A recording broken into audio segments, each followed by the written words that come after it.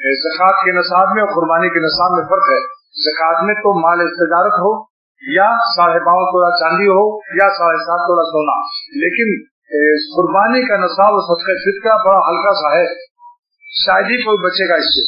3 जोड़े कपड़े से अगर 5-6 जोड़े जाते हैं उसकी कीमत भी लगाई जाएगी, रेडियो अगर है उसकी कीमत, टेलीविजन की कीमत, बेजरूरत सामान जितना है उसकी, चाय की सीटें बहुत ज्यादा है, 2-3 प्याली के अलावा सबकी कीमत अगर 3,500 बन जाती है तो इस पर कुर्बानी वाजिब हो जाएगी।